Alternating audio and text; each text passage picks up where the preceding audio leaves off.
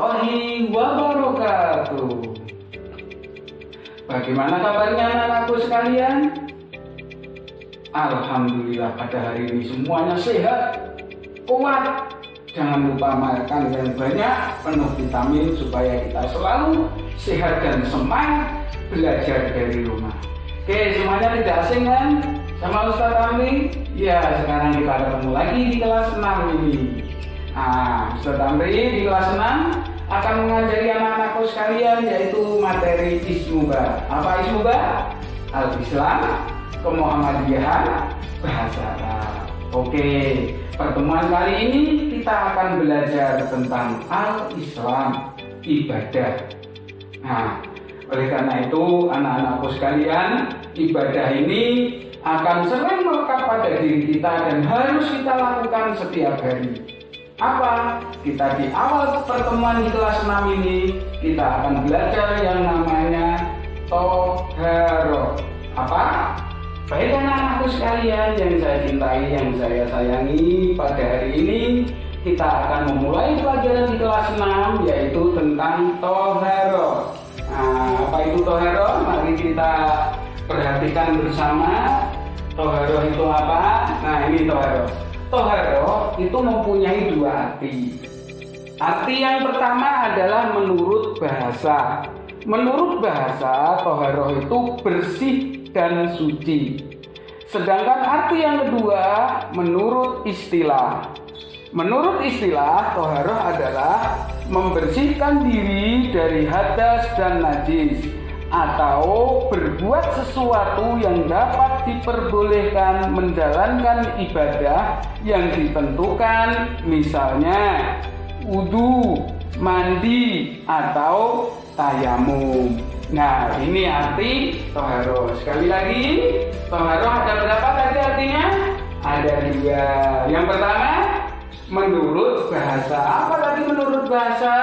Menurut bahasa adalah bersih dan suci. Sedangkan yang kedua adalah menurut istilah, itu adalah membersihkan diri dari hadas dan dari najis atau yang dibolehkan dalam beribadah. Itu arti tentang Toharo.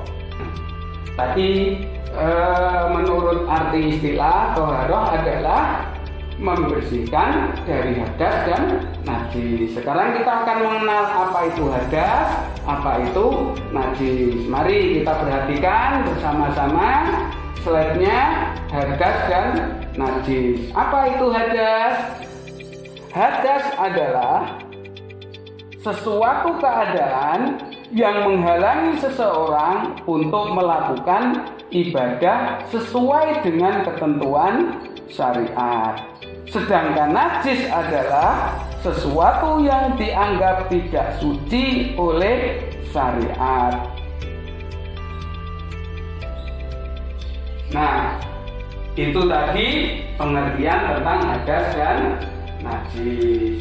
Nah, sekarang kita akan belajar lebih lanjut lagi tentang hadas dan najis. Nah, macam-macamnya sekarang Toharo. Nah, Toharo bersuci, yang tadi bersuci menjadi dua macam, hadas dan najis. Hadas adalah keluarnya sesuatu dari kubur, yaitu lubang depan dan dubur lubang belakang yang berupa kotoran dan berupa najis. Ingat ya, keluarnya dari tubuh manusia, tubuhnya manusia ini yaitu dua jalan atau dua lubang. Lubang yang pertama adalah lubang depan, lubang yang kedua adalah lubang belakang. Lubang yang depan biasanya kita mengeluarkan itu berupa cairan. Tapi kalau yang belakang bisa cair, juga bisa benda padat. Itu yang dinamakan dengan hadas. Sedangkan najis, sesuatu yang menjijikkan, keluar dari tubuh manusia maupun keluarnya dari tubuhnya binatang. Itu yang dinamakan dengan najis. Bisa keluar dari tubuh kita, bisa juga keluarnya dari tubuh binatang. Mungkin yang sering kita lihat, bahkan kita pegang juga. Kalau dia mengeluarkan sesuatu, bisa saja sesuatu yang keluar tersebut berupa najis. Baik, kita lanjutkan dengan cara bersuci dari hadas kecil dan hadas besar. Nah, cara mensucikan diri dari hadas kecil atau hadas besar. Cara mensucikan hadas kecil adalah suatu keadaan yang menghalangi seseorang untuk melakukan sholat. Misalnya, setelah kita buang air kecil atau yang dikenal dengan BAK, yaitu buang air kecil atau kencing. Buang air besar yang kita kenal dengan BAK, BAB atau berak. Kemudian buang angin atau kentut. Kemudian kalau laki-laki biasanya keluar madi ataupun wadi. Adapun cara mensucikan hadas kecil yaitu dengan cara berwudu. Kalau kita tidak mendapatkan air, maka cara mensucikannya adalah dengan cara tayamum. Bisa dimengerti? Oke, saya ulangi. Cara mensucikan hadas kecil adalah apabila ketika kita mau beribadah, kemudian kita buang air kecil atau pipis atau BAK, atau kita BAB keluar air besar, atau kita kentut, kemudian kita mau sholat atau mau ibadah yang lain, maka kita harus mensucikan diri kita. Bagaimana caranya? Yaitu dengan cara berwudu kalau ada air. Nah, kita dalam suatu perjalanan atau kita kekeringan dan lain sebagainya tidak mendapatkan air, maka kita caranya adalah dengan tayamum. Itu membersihkan diri di hadas kecil. Sedangkan kalau hadas besar, kenapa kita harus mensucikan diri hadas besar? Disebabkan karena, perhatikan, kalau hadas besar adalah sesuatu keadaan yang menghalangi seseorang untuk melakukan sholat. Misalnya, keluar air mani untuk laki-laki. Kalau untuk perempuan keluar haid atau menstruasi, atau juga nifas. Bagi seorang perempuan apa nifas? Yaitu mengeluarkan darah setelah melahirkan. Itu perempuan. Adapun cara mensucikannya adalah yaitu dengan cara mandi. Mandi apa namanya? Bisa dikatakan mandi besar, mandi junub, mandi wajib. Ini bukan seperti mandi-mandi yang biasa kalian lakukan sehari-hari, bukan. Tetapi mandinya ini adalah disebabkan kalau laki-laki apa tadi? Keluar air mani atau keluar sperma. Kalau perempuan apa? Keluar menstruasi atau darah haid, atau mereka yang mengeluarkan darah nifas. Darah nifas adalah darah yang perempuan setelah melahirkan. Berapa lama kalau nifas? Nifas itu sekitar 40 hari. Kalau haid berapa? Minimal 3 hari, maksimal 2 minggu. Kalau selebihnya itu, maka tidak dikatakan haid lagi, tapi dikatakan dengan darah kotor. Dan setiap mau ibadah, mau sholat, itu harus membersihkan dirinya. Apa? Dengan cara apa tadi? Yaitu mandi besar, mandi junub, mandi keramas. Itu cara mensucikannya dengan hadas, baik hadas kecil maupun hadas besar. Nah, sekarang kita lanjutkan, yaitu dengan bersuci dari najis. Apa tadi najis? Najis tadi adalah keluarnya sesuatu dari tubuhnya manusia dan tubuhnya binatang yang berupa mendidihkan. Nah, bersuci dari najis yaitu membersihkan badan, pakaian, tempat atau lainnya yang terkena najis. Adapun cara menghilangkan najis adalah sebagai berikut. Yang pertama, najis ringan. Najis ringan atau dikenal dengan mughalladzah. Apa itu najis ringan? Najis ringan yakni disebabkan karena terkena air kencing bayi laki-laki yang masih minum ASI, belum makan apapun. Kalau kalian punya adik bayi belum berumur 2 tahun kok sudah makan ASI, maka dia tidak termasuk najis ringan. Tetapi kalau kalian punya adik kecil dari bayi sampai umur 2 tahun hanya minum ASI, kemudian kalian dipipisi, dikencingi, maka kalian terkena najis ringan mughalladzah. Nah, cara mensucikannya sekarang, lihat cara mensucikannya.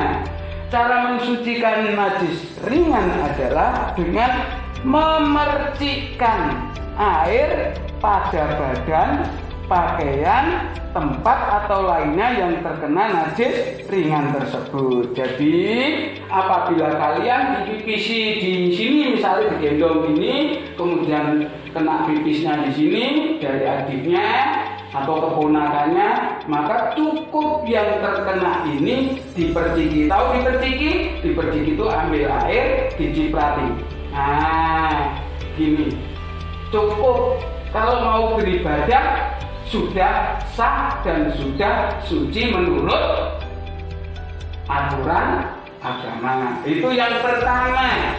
Najis yang kedua adalah najis sedang.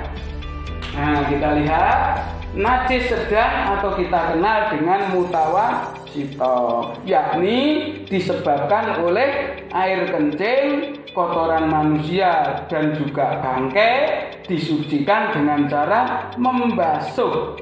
Kalau darah haid dengan menggosok dan menghilangkannya dengan air pada badan, pakaian atau lainnya yang terkena najis. Sedangkan itu sedang sehingga hilang bau, warna dan zatnya. Itu najis sedang. Jadi kalau kalian terkena najis sedang, maka harus dicuci bersih sampai tidak ada baunya, tidak ada warnanya lagi. Misalkan jalan-jalan tiba-tiba tidak melihat di bawah ada kotoran binatang diinjaki. Nah, kalian kena najis sedang, maka yang terkena tadi harus dibersihkan, disucikan sampai hilang bau dan warnanya. Itu sedang. Sedangkan yang terakhir najis berat, yaitu disebabkan oleh air liur anjing.